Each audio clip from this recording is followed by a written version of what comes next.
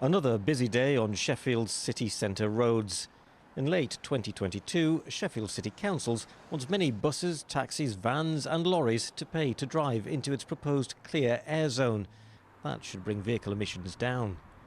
But it will mean an additional cost for hackney carriages and private hire vehicles, like these taxis idling at Sheffield railway station today. To avoid a £10 a day charge, they need to upgrade their vehicles. To get a vehicle in Sheffield at the moment, because we have a vehicle spec which is very similar to London, so we're only stuck with two or three types of models what we can currently purchase because of the vehicle spec. Those are retailing around £65,000. So you're going to have to take a mortgage out. The council are saying they've got to do this to improve the life emissions around here. But those facilities are already in the vehicles if they're able to buy the new ones. But we're not. Private cars make up to 80% of road traffic in Sheffield, but only 50% of the pollution, so won't be charged in the clear air zone. Keen cyclist and environmentalist Jamie Gray welcomes the zone, but says the council needs to do a lot more. We need to find ways of changing individuals' behaviour as well. There's a lot of people using their personal vehicles, like you say, in the area as well. How can we encourage people to get on their bikes, encourage people to walk, encourage people to use more public transport? So, more work needs to be done to help people access other ways of travelling to stop us creating so many emissions. They're passionate about the environment at Sheffield Sustainable Kitchens. 80% of their vehicles are electric, but they're currently stuck with an older van that will clock up penalties when it drives into the city centre.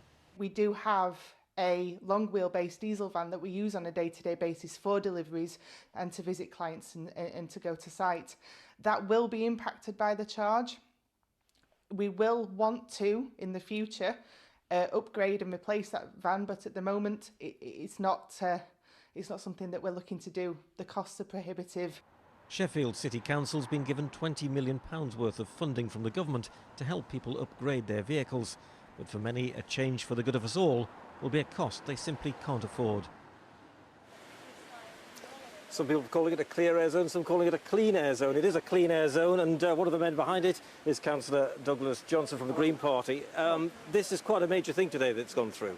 Yeah, this is a big step forward to clean up the area in the centre of Sheffield, and in fact right across the city, because the impacts done here will affect everyone from Winkerbank to Low Edges.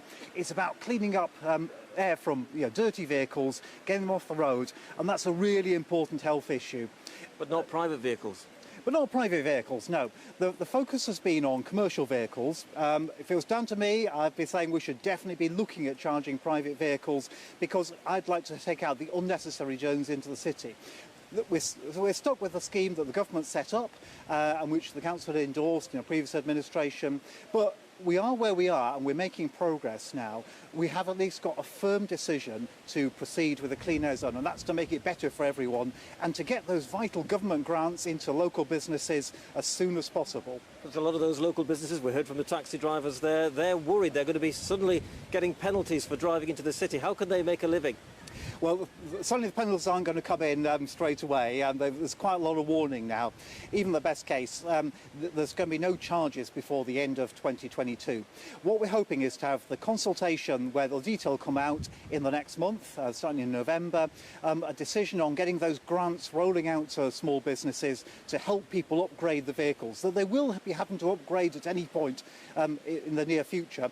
And get that going fairly soon. OK, Councillor, thank you very much indeed. Welcome. So there we are, that has gone through today, a clean air zone for Sheffield coming next year. Ian, thank you very much. Ian White there live in Sheffield.